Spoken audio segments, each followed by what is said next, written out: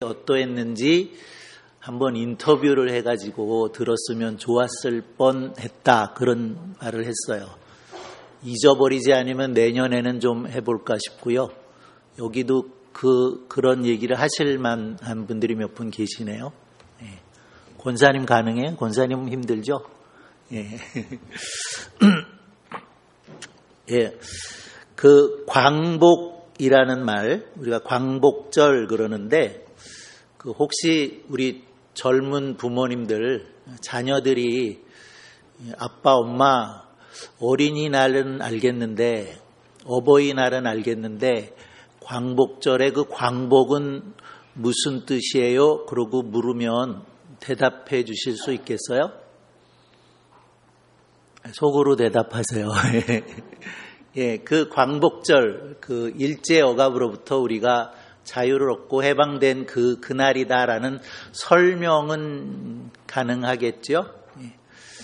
근데 그 한자로 그 광복을 그대로 풀으면 무슨 의미일까요? 광자는 화토에 나오는 그것도 그건가요? 예.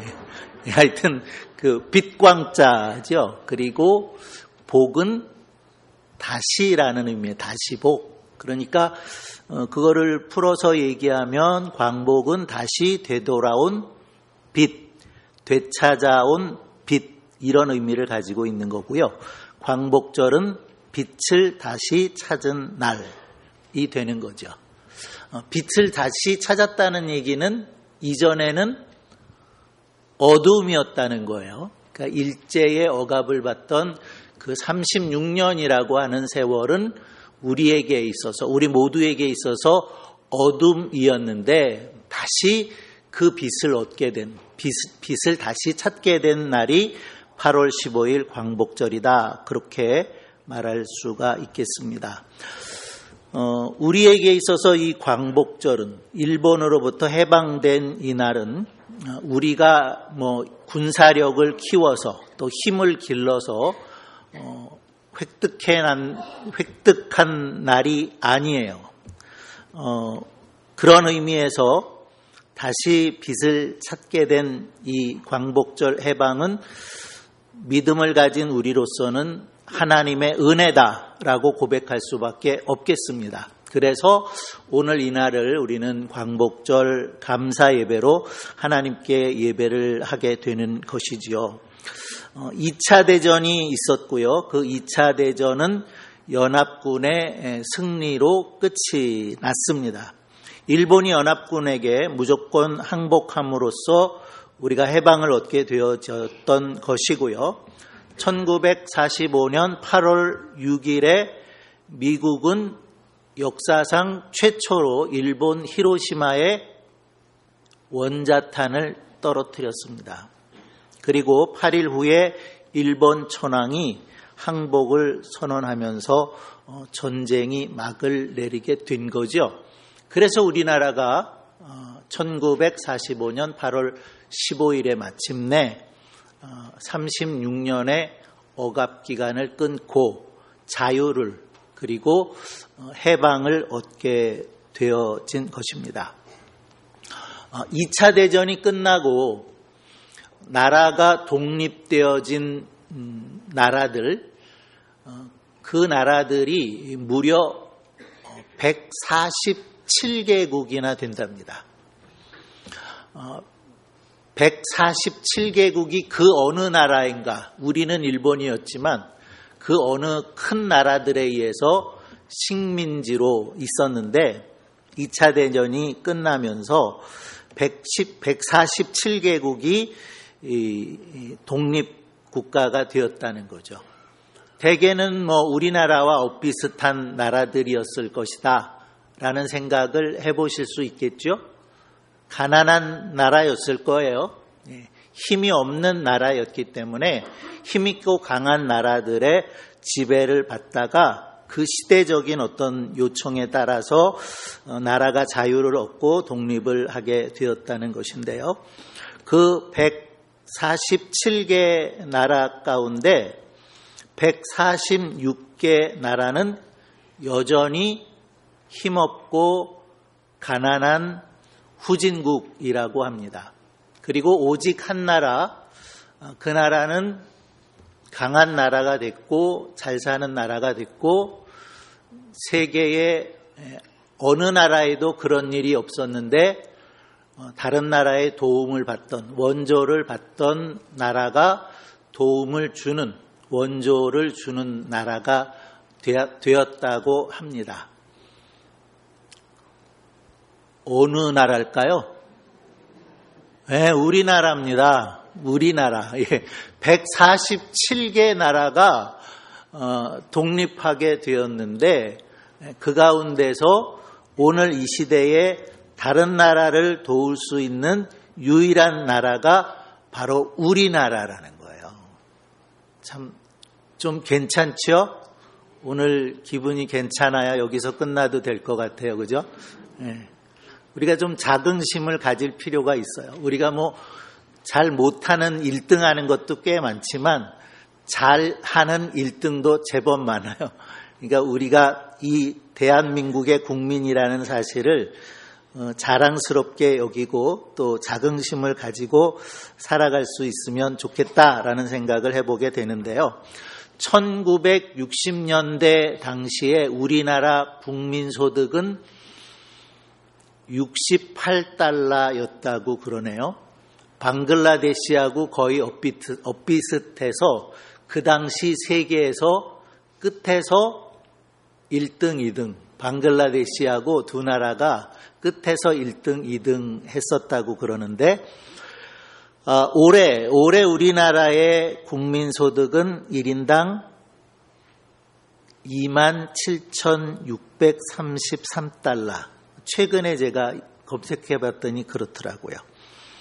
사실은 3만 불이 안 되지만 벌써 몇 년 전부터 3만 달러를 넘어서는 나라가 되기를 그렇게 기대하고 있었는데요. 아마 올해는 3만 달러를 넘는 나라가 되어질지 모르겠습니다. 어쨌거나 경제적으로 굉장히 부유하게 된 수출하고 수입하는 그런 내용들도 보면 거의 이 세계의 10위권 안에 있는 나라가 우리나라가 되어졌던 거죠. 그래서 그것을 가리켜서 우리는 혹은 외국에서조차도 이건 한강의 기적이다 이런 얘기를 하는데요. 우리는 한강의 기적이 아니라 이것은 하나님께서 우리에게 베풀어 주신 기적이다. 그렇게 고백하면서 감사해야 된다라고 여겨집니다. 우리가 애국가를 부르면 애국가 가사 가운데 이런 가사들이 있지요. 동해물과 백두산이 마르고 닳도록 그다음 뭔가요? 하나님이 보호하사 우리나라 만세. 더러는 하나님을 다르게 쓰기도 하지만요. 저는 한 번도 달리 애국가를 부른 적이 없어요. 하나님이 보호하셔서 우리나라 만세 이렇게 애국가를 부르는데 애국가 안에서조차도 우리는 하나님이 이 나라를 지키신다. 하나님께서 우리나라를 보호하고 계신다라고 노래하고 있다라고 믿습니다. 단지 한 가지 안타까운 현실이 있다면 우리의 해방, 우리에게 주어진 하나님께서 주신 이 광복이 온전한 광복이 아니었다라는 거죠. 그래서 여전히 우리는 남과 북이 분단되어져서 절반의 해방, 절반의 광복을 얻고 있고 요즘 더더군다나 이 분단된 나라가 끊임없는 그 전쟁의 이야기들로 이렇게 이야기되고 있는 그 안타까운 사실들을 보면서 우리가 해야 할 일이 있다면 그것은 저 북한 땅에도 하루속히 광복이 이루어져야 되겠다. 해방이 이루어져야 되겠다. 그래서 우리처럼 자유가 있는 그런 하나된 나라를 이루어야 되겠다라는 생각을 해보게 되는 겁니다. 북한 땅에는 지금 신앙의 자유가 없습니다. 몇몇 교회를 세우기는 했지만 그것은 보여주기 위한 그런 교회들이고요.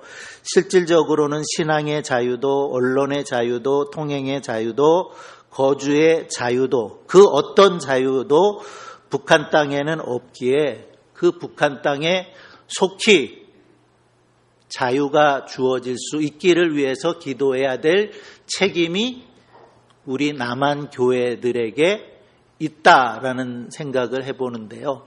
오래전 이야기이기는 하지만 지금 북한의 지하교회가 여전히 많이 남아있다고 듣고 있고요. 그 북한의 지하교회가 오히려 우리 남한에 있는 교회들을 위해서 이런 기도를 드리고 있다라는 이야기 들은 적이 있어요. 남한 땅은 지금 너무 자유롭고 풍요롭고 잘 살고 있어서 신앙생활을 점차로 게을리하고 있답니다. 게을러지는 신앙을 떠나는 일이 없게 해주세요 하면서 남한 교회를 위해서 기도하고 있다라는 그런 이야기를 오래전에 들은 적이 있는데요. 그 북한의 지하교회에서도 끊임없이 그 신앙을 지켜나갈 수 있도록 우리가 기도해야 될 줄로 믿습니다. 앞에서 말씀드린 것처럼 우리 민족이 이렇게 해방을 얻게 되었던 것은 하나님의 섭리 가운데 있다. 우리가 계속해서 읽어오는 성경 속에서 하나님은 세계를 경영하신다. 이스라엘의 하나님만이 아니시다라고 하는 것을 우리가 읽었던 것처럼 하나님은 우리나라의 경영 가운데도 개입하고 계시고 우리에게 광복을 허락해 주셨지만 절반의 광복을 허락해 주신 데에도 하나님의 뜻이 있다라고 여겨집니다. 우리가 해방을 얻고 나서 지금까지 역사를 되돌아보면 정말 많은 어려움들이 있었죠. 수많은 역경들, 위기들, 시련들 있었습니다. 예를 들면 많은 분들이 경험하셨을 텐데요. 6.25 전쟁 혹은 4.19, 5.16 쿠데타 이런 수많은 그런 어려움들이 있었지만 그 가운데서도 하나님께서 우리나라를 지켜주셔왔고요.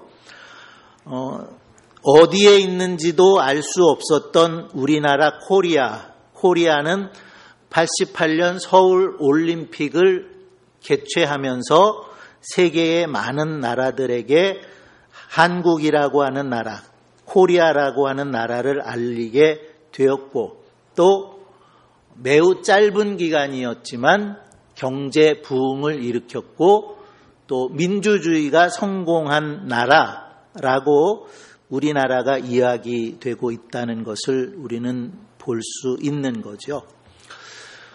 그렇게 나라가 부흥하고 성장할 때에 교회도 함께 부흥하고 성장했는데요. 어쩌면 교회의 성장과 부흥이 나라의 경제 성장 또 민주주의의 발전을 이루었다라고 저는 생각합니다. 분명히 우리나라가 발전해 가는데 한국 교회는 많은 기여를 했습니다. 예를 든다면 선교사들이 우리나라에 와서 가장 먼저 세웠던 것은 병원이었습니다. 교회가 아닙니다. 그리고 또 먼저 세웠던 것은 학교였습니다. 병원과 학교를 세워서 의료의 혜택을 입게 했고 또 교육을 받게 했던 것들이 교회를 통해서 이루어졌다라는 사실이고요. 또 문화의 발전도 교회가 많은 것을 기여했다라고 생각되어지는데 특별히 한글을 보급하는 일에 있어서 우리말로 번역된 성경은 많은 그 역할을 분명히 해냈다라는 사실들을 우리가 인정해야 할 것입니다. 이처럼 국가적인 성장, 발전 이런 모든 일들이 우리가 신앙의 눈으로 볼 때에 분명히 하나님의 은혜라고 고백할 수밖에 없다라는 것이죠. 그리고 오늘날 보게 되면 하나님께서 우리나라에 이렇게 교회의 부흥을 일으키시고 또 경제적 발전, 또 민주주의의 성장 이룰 수 있도록 해방을 허락하셨다고 하는 것에는 나름대로의 사명이 있다고 믿습니다. 하나님께서 이스라엘을 택하셨고 이스라엘을 통해서 이루고자 하신 일이 있었던 것처럼 하나님께서 우리에게 베풀어 주신 이 국가적인 은혜도 분명히 우리나라와 민족을 위해서 이루고자 하는 사명이 우리에게 주어진 것이라고 믿는데요. 그 중에 하나를 말씀드리면 오늘날 한국교회가 세계에 많은 선교사들을 파송하고 있는데요. 세계에서 제일 많은 선교사를 파송하는 나라는 우리나라 아닙니다. 미국입니다. 미국이 여전히 가장 많은 선교사를 파송하고 있고 두 번째로 가장 많은 선교사를 파송하는 나라가 바로 한국이고 한국교회입니다. 나라의 크기를 생각을 해보면 사실은 가장 많이 선교사를 파송하는 나라는 우리나라라고 말할 수가 있겠는데요. 바로 그와 같은 사명을 우리나라에게 하나님께서 주셨다. 그리고 한국교회에게 하나님께서 허락하셨다라고 믿어진다는 겁니다. 우리가 그동안 성경을 쭉 읽어오면서 이스라엘 역사들을 생각할 수가 있었는데요. 하나님께서는 일찍이 아브라함 때에 이스라엘 백성들이 민족을 이룰 것을 말씀하셨었죠. 그러나 그 이루어진 민족이 400년 동안 4대 동안 애굽에서 노예의 삶을 살 것이다. 그 400년이 지난 후에야 비로소 이스라엘 민족이 해방될 수 있고 하나님께서 약속하신 그 가나안 땅으로 인도함을 받을 것이다 라고 말씀을 하시면서 특별히 모세가 기록한 신명기에 보면 왜 하나님께서 40년 동안 이스라엘 백성들을 그 광야에서 머물게 하셨는가, 지나게 하셨는가. 그 광야를 지나는 동안에 만나를 내려서 먹을 것을 주셨고 그리고 물이 없으면 물을 내서 마시게 하셨고 낮에는 구름으로 밤에는 불기둥으로 인도하셨는데 그동안 옷이 떨어지지 아니했고 발이 부르지 않게 하셨다라고 하시면서 하나님이 주시는 말씀은 그것은 너희들을 겸손하게 하기 위함이었다. 그런 말씀 하시죠? 너희들을 더 강하게 하시기 위함이었다. 아무것도 없는 그 광야에서 사람이 떡으로만 사는 것이 아니라 하나님의 말씀으로 사는 것이라는 것을 알게 하려고 40년 동안 광야에서 하나님은 그들을 연단하시고 훈련시키셨다라고 말씀을 하시면서 특별히 하나님께서 그러한 민족을 이루게 하신 계획, 시내산에 이르렀을 때에 세계가 다 내게 속하였나니 너희가 내 말을 듣고 내 말을 지키면 나의 소유, 제사장 나라, 거룩한 백성 되게 하겠다라고 하시면서 이스라엘 백성들과 시내산에서 언약을 맺으셨어요. 그처럼 이스라엘 백성들을 하나님의 소유 삼으시고 제사장 나라와 거룩한 백성이 되게 하신 까닭은 이스라엘이라고 하는 그 한 민족 한 나라를 위함이 아니었고 하나님은 그 나라를 통해서 제사장 나라 되고 거룩한 백성 될 그 나라를 통해서 열방 세계 모든 나라와 민족을 하나님께로 인도할 그 사명을 그들에게 주시는 것이었다라는 것을 성경은 말씀하고 있는 거죠. 그러나 그들이 하나님을 온전히 섬기지 못하고 하나님과 언약했던 제사장 나라와 거룩한 백성 되지 못할 때에 하나님께서는 그 나라를 나누게 하셨어요. 그래서 북쪽은 이스라엘, 남쪽은 유다라는 나라가 되게 하셨고 북쪽 이스라엘이 멸망하는 것을 보았던 유다라고 하는 나라가 정신을 차리고 바로 세워지고 돌아서서 하나님을 잘 섬기는 나라가 되기를 또 하나님은 기대하셨지만 남쪽 유다도 하나님의 기대에 미치지 못해서 우리가 예레미야서를 쭉 읽어오는 동안에 예레미야가 했던 얘기는 남쪽 유다도 바벨론에 의해서 망한다. 포로되어 가는데 70년 후에는 다시 돌아온다라는 예언의 말씀을 주셨던 것이고 그 예언은 그대로 성취가 되었던 것이지요. 그 70년은 또 이스라엘 백성들에게 있어서는 어떤 시간이었느냐. 하나님께서 지키라고 하셨던 안식년, 희년, 지키지 않았던 그 해들을 보내는 기간이었고요. 그곳에서 다시 하나님을 온전히 믿는 신앙, 또 하나님의 말씀을 회복해 하는 그런 교육의 훈련의 기간으로 하나님이 주셨다는 겁니다. 그래서 70년 후에 다시 돌아오게 될 때에 그들은 돌아와서 무너진 예루살렘 성전을 세웠습니다. 에스라라고 하는 율법학자가 돌아옴으로 인해서 잊혀졌던 하나님의 말씀을 회복했습니다. 그리고 또 이후에 느헤미야라는 사람이 돌아와서 다 무너져 버리고 사람이 기거할 수 없는 땅이 되어버리고만 예루살렘 성을 52일 만에 재건하는 그런 일들을 이루어냈다라고 하는 사실들을 성경이 우리에게 말씀해 주고 있지요. 하나님의 이 세계 경영 안에는 하나님의 뜻이 담겨져 있다는 겁니다. 하나님께서 이스라엘 백성들을 400년 동안 애굽에 종살이하게 하셨던 것, 40년 동안 광야 생활하게 하셨던 것, 70년 동안 바벨론에 가서 포로 생활하다가 돌아오게 하신 것, 그 안에는 다 하나님의 경영하심에 어떤 섭리가 있었다라는 것이지요. 우리에게도 다르지 않은 그런 하나님의 뜻, 하나님의 계획, 하나님의 경영이 있는데 그것은 바로 우리나라와 민족을 통해서 이스라엘과 같은 역할을 하게 하시는 것이 아니었겠느냐라는 것입니다. 로마서 8장 1절의 말씀을 보면 이제 그리스도 예수 안에 있는 자에게는 결코 정죄함이 없나니 이는 그리스도 예수 안에 있는 생명의 성령의 법이 죄와 사망의 법에서 너를 해방하였음이라 라고 말씀을 합니다. 하나님께서 우리를 해방하셨다라고 말씀하시는데요. 무엇으로부터 해방을 말씀하셨나요?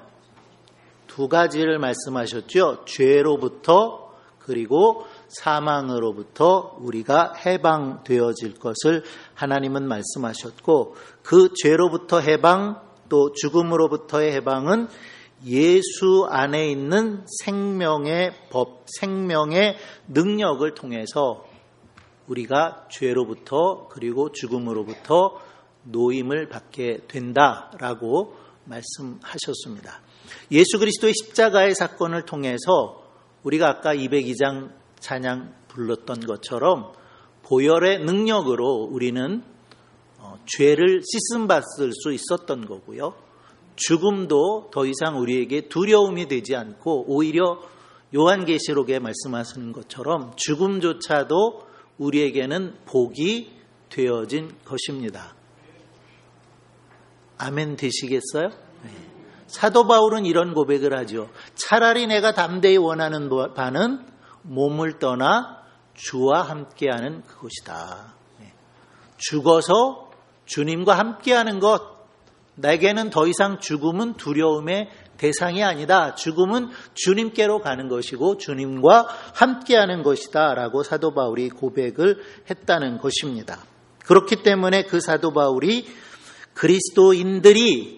우리 그리스도인들이 그리스도 예수 안에서 죄와 사망의 법에서 해방되었노라고 선포했던 것입니다.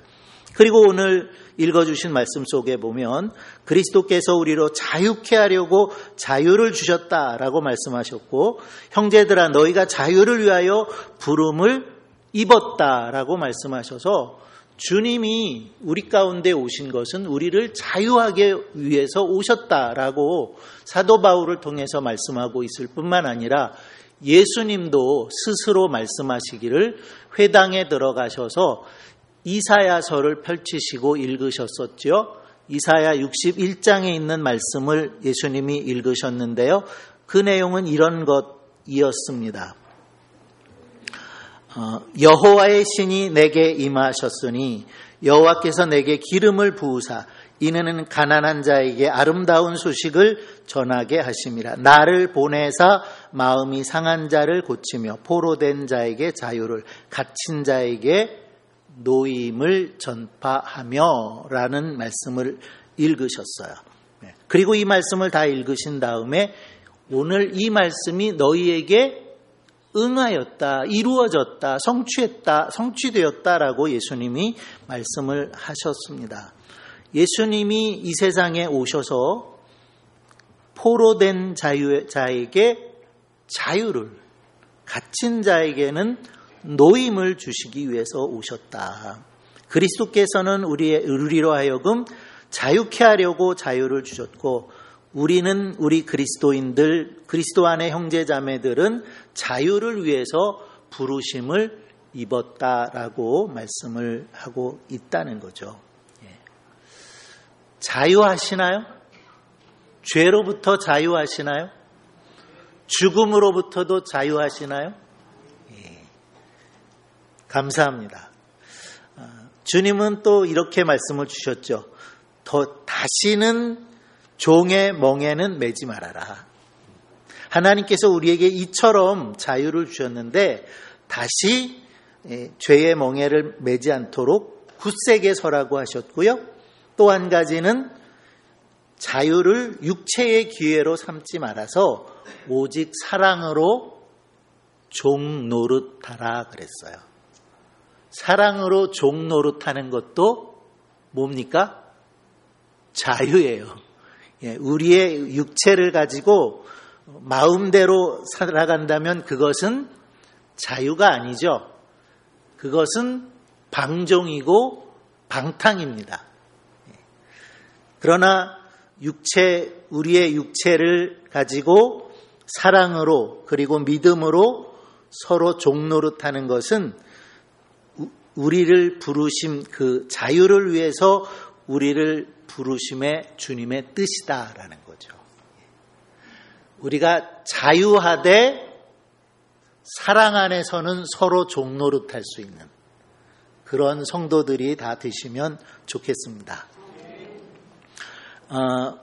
좀 믿음이 부족한 사람들 혹은 처음 믿게 된 사람들로부터 저도 질문을 많이 받고요. 아마 여러분들도 더러 질문을 받으셨을 거라고 생각을 하는데 그 창세기를 우리가 읽게 되면 하나님께서 창조하시고 에덴 동산에 선악과를 만드세요. 그리고 하나님의 형상을 따라 하나님의 모양대로 아담과 하와를 만드시죠. 그리고 생육하고 번성하여 땅에 충만하라고 하시면서 에덴 동산에 있는 모든 실과를 마음껏 먹어라 그러셨어요. 그런데 단 한 가지 선악과만은 아니다. 따먹지 말아라 라고 말씀을 하셨는데 이제 그 말씀들을 읽고 나서 하는 질문이 뭐냐면 하나님은 전능하신 하나님이시고 하나님은 모르시는 것이 없이 다 아시는데 하나님께서 아담과 하와가 선악과를 따먹을 거라는 거는 모르셨을까요? 라는 질문 받아보신 적 있으세요? 선악과 하나님이 만들지 않으셨으면 선악과 따먹고 타락하는 일이 없지 않았을까요? 라고 질문하는 분들이 많다는 거예요. 여러분 한번 대답해 보세요. 어떻게 대답해 줄 수 있을까요? 그래 맞아 안 만들었어야 됐는데 그겁니까? 아니죠. 결국 거기에 중요한 두 가지 의미가 있는데 하나는 우리는 지음받은 존재다. 그리고 우리를 만드신 하나님이 계시다. 주인은 하나님이시다. 하나님이 우리를 탁월하게 지으셨지만 그러나 한 가지 주인은 하나님이시라는 거 잊지 말아라 라는 것이고요. 또 하나는 뭘까요? 또 하나는 자유를 주신 거죠. 먹을 수도 있고 먹지 않을 수도 있는 자유를 우리에게 주신 거예요. 다 먹지 못하도록 프로그래밍 되어 있지 않고 하나님은 그렇게 만들지 않으셨다는 거죠. 그래서 그 질문의 대답은 이렇게 하시면 제일 쉬워요. 너 하나님이 로봇으로 만들기를 원해? 아니면 자유를 가지고 있는, 선택할 수 있는 그런 존재로 만들기를 원해? 어느 게 나을까요? 로봇 되기 원하세요? 죄 안 질 겁니다. 그죠? 선악과 분명히 안 따먹게 만들면 안 따먹을 겁니다. 그러나 하나님이 우리에게 뭘 주셨다고요? 자유를 주셨다는 거예요. 얼마나 소중한 선물을 우리에게 주셨는지 모르는 거죠. 우리를 위해서 자유하게 하나님이 우리로 자유케 하려고 자유를 주셨다는 거, 이거 얼마나 소중한고 얼마나 감사한 일인지. 그래서 우리가 광복절을 맞으면서 다시 하나님 앞에 감사의 예배를 드려야 하는 것이 마땅한 일인 거죠.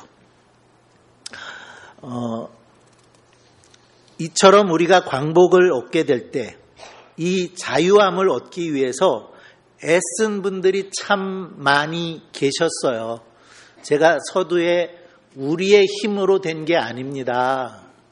이건 하나님의 은혜입니다 라고 말씀드렸지만, 우리가 이처럼 광복을 얻고 자유를 누리기까지에는 수많은 사람들의 희생, 죽음이 있었다는 것을 우리가 이야기하지 않을 수 없는데, 한 분에 대한 이야기를 제가 들려드리려고 그래요. 혹시 파라코라는 게 무엇인지 아는 분 계세요? 파라코, 한자로는 깨뜨릴 파자, 떨어질 낙자, 그리고 지게 호자를 쓰는데, 우리 한문 잘하시는 집사님 계시는데, 그러니까 깨뜨려지고 떨어지고 뭐 이런 의미가 있는 거죠. 파라코. 저도 오늘 설교 준비하면서 처음 알았어요. 파라코. 사전을 찾아보니까 세력 있고 뼈대 있는 집안의 자손으로서 남봉이 난 사람. 뭐가 난 사람이요? 남봉이 난 사람이어서 팔남봉이라고도 그런데요. 팔남봉. 근데 이제 제가 참고한 책에 의하면 이렇게 써 있더라고요. 지난날 행세하는 집의 자손으로서 허랑방탕의 집안 살림을 몽땅 털어먹은 남봉꾼, 그 사람을 뭐라고 그런다고요? 파라코라고 그런대요. 그런데 우리가 일제로부터 억압을 당하던 그 어려운 시대에 아주 유명한 당대의 파라코가 한 사람 있었답니다. 이름이 김용환이라는 파라코가 하나 있었는데, 집안 대대로 내려오던 전답이 18만 평. 얼마나 넓은지 잘 모르시죠? 저도 얼마나 넓은지 잘 몰라요. 18만 평이고, 지금의 시가로 따지자면 200억. 200억 정도를 이 사람이 거덜을 냈다는 거예요. 제가 참고한 책이 한 6년 전에 출판됐더라고요. 그러니까 지금 200억보다 훨씬 더 나가겠죠.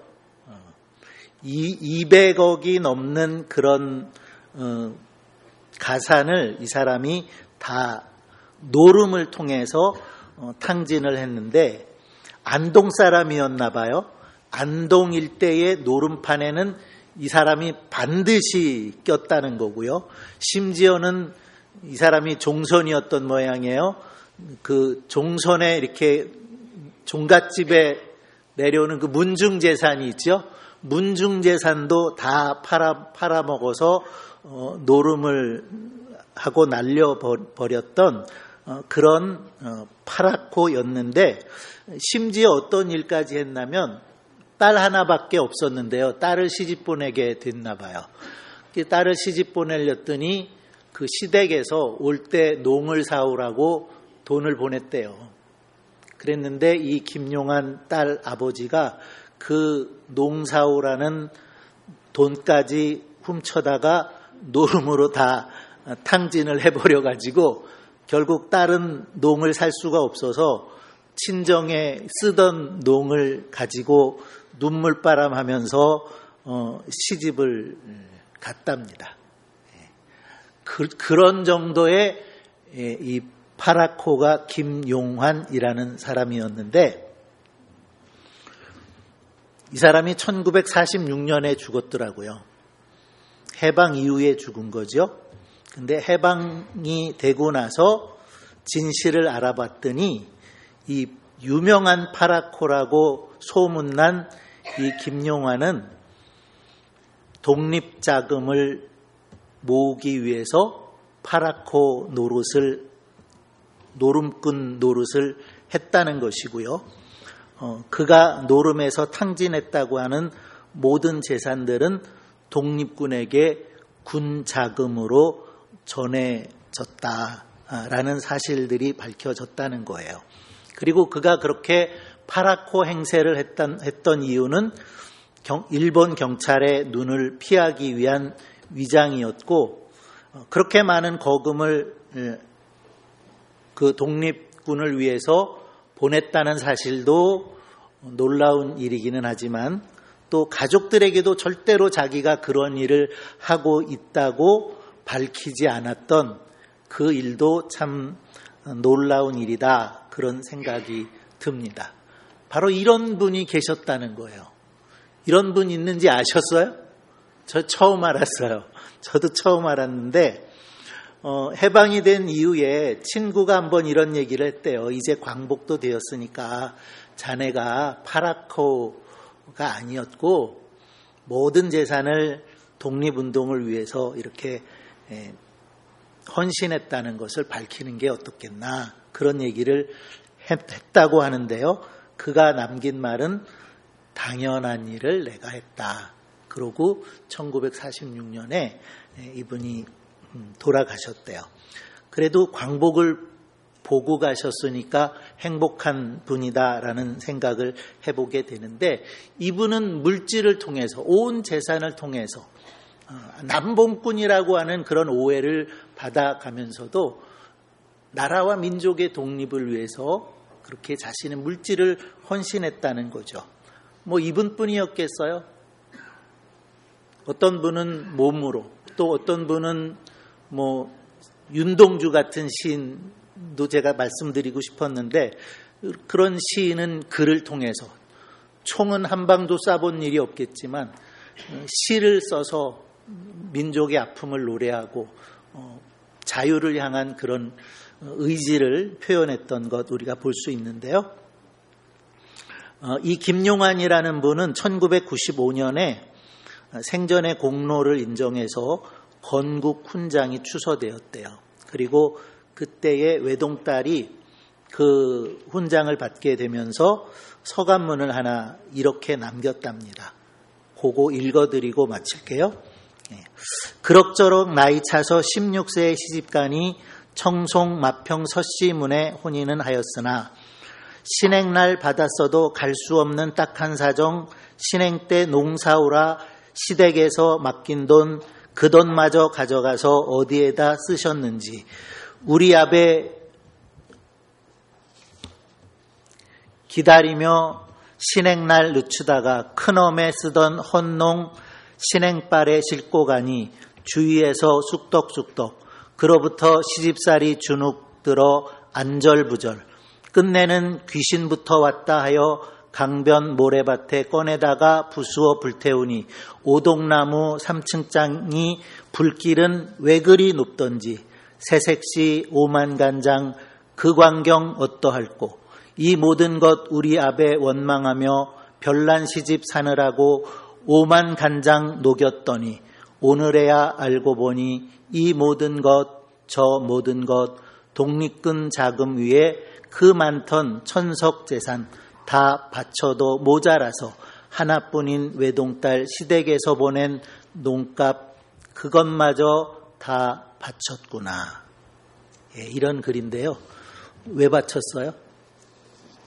나라의 광복을 위해서, 자유를 위해서 그랬다는 거죠. 우리가 할 수 있는 일은 뭘까요?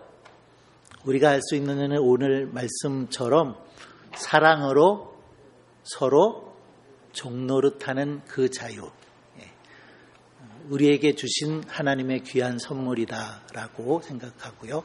자유를 위해서, 또 특별히 북한 땅의 동포를 위해서 기도할 수 있는 우리들이 되고, 하나님께서 우리에게 주신 그 자유는 사랑으로서 서로 섬기는, 서로 종노릇할 수 있는 성도들이 다 되시기를 바랍니다. 기도하겠습니다.